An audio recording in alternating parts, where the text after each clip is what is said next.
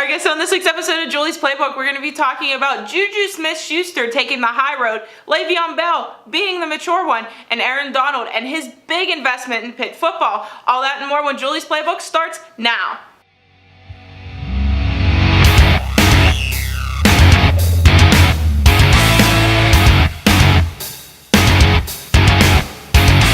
Alright guys, so we gotta talk about Antonio Brown. It's so stupid what he's doing. He's calling out Juju Smith-Schuster, and I think it finally came out that he's just salty that Juju won the team MVP award.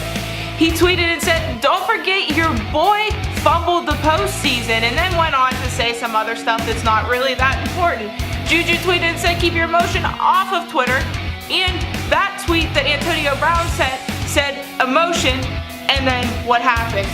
Now, Juju took the high road and said, "All I ever did was show that man love and respect from the moment I got to the league. I was genuinely happy for him when he got traded to Oakland with a big contract.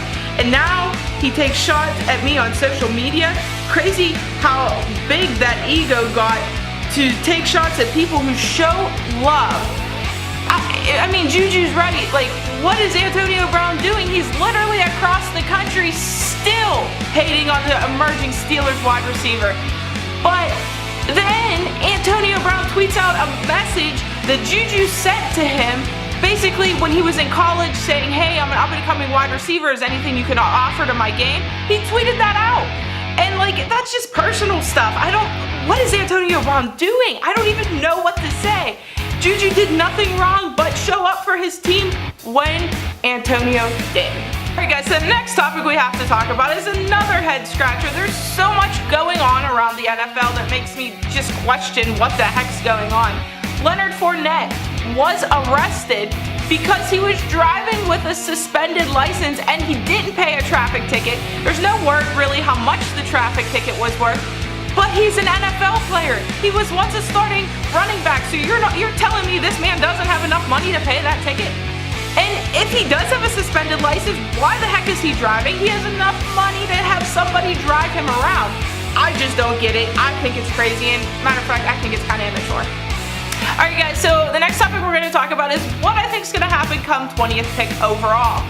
I don't really know who I want the Steelers to pick right now, but I do have a couple positions that I think we're going to go.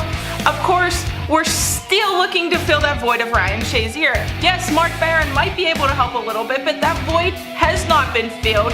And I don't think it's ever going to be filled completely, but we need to fill it a little bit more. So I look for the Steelers to potentially go linebacker. And if you watched my Arthur Motes video, that was last week's video, I talked to him about a whole bunch of things and what he thought the Steelers were going to do is in that video, so if you haven't checked it out yet, go ahead and check that out. But the other position I think the Steelers might take is a wide receiver. Yes, everybody's going to say, "But Jolie, there's James Washington and this person and that person and this person."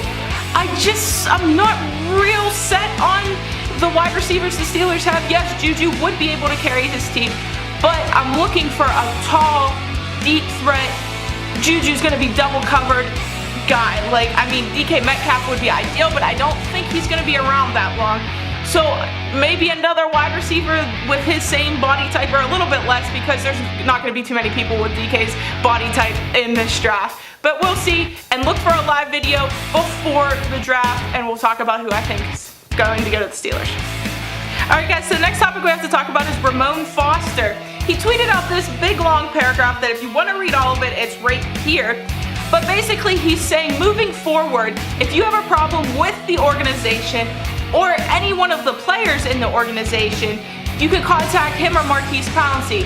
And I don't think that was a cop-out. I honestly think that's Ramon trying to be a leader, saying stop the stupid stuff on social media and handle it like a man.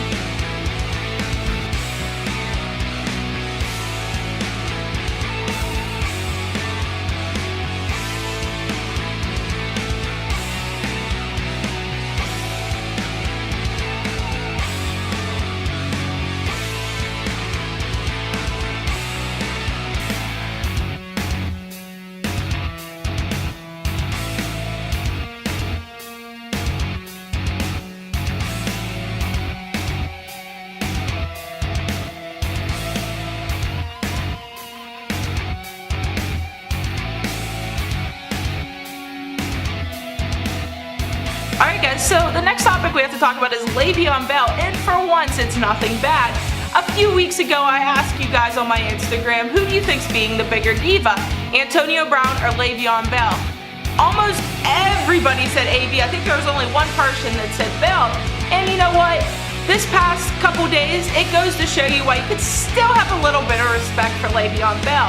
Amongst everything that's been going on social media with AB and Juju and this and that and all these other players coming out talking bad about Ben and this, you know, just the stupid stuff, Le'Veon Bell takes to Twitter and said, I usually don't post private conversations, but this one hit me so differently. I love you to death, bro, and tag James Conner.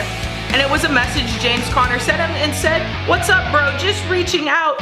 Social media got dudes acting crazy, and it got me thinking you was always the real one. Never talked bad about nobody and was always solid. I appreciate that. Congrats on the new deal. You weathered the storm and came out stronger.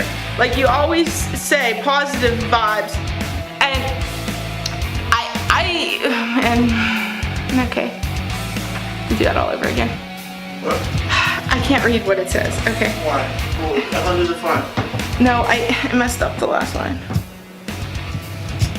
Okay, do your thing. Alright, ready? And said, I usually don't post private conversations, but this text hit me so differently. I love you to death, bro, and tag James Conner. It was a message from James Conner saying, what's up, bro? Reaching out. Social media got dudes acting crazy, and it got me thinking you was always a real one. Never talked bad about nobody and was always solid. I appreciate that. Congrats on the new deal. You weathered the storm and came out stronger. Like you always said, all positive vibes. Do your thing. And man, I just gained so much respect for both of them. I just, you know, still being friends, still being once teammates, not letting all this social media drama get to them. That's how football players should be. Alright guys, so Chris Hogan, the once Patriots standout, has a new home. He signed a one-year deal with the Carolina Panthers. Maybe this might be Cam Newton's favorite target, saying that he's healthy this season, but maybe Chris Hogan found his forever home, although he did do a lot with the Patriots. Alright guys, so Rob Gronkowski leaves a huge hole in the Patriots offense, but have they filled it? They've just signed Austin Seferian-Jenkins. The guy's huge. The tight end clocks in at 6'6", 258. But do you guys think him and Tom Brady will be on the same page? And you know what? I kind of think that they might pick up another tight end later in the draft and make them compete.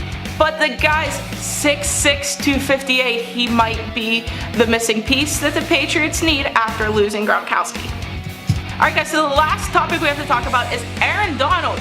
He just signed a huge contract, so you know what he does? He comes back to Pitt and becomes the only player to donate a 7-figure donation to the Pitt Scholarship Foundation. I just think this is great for Pitt, and you know what? Great for Aaron Donald because he actually came back to where he started from.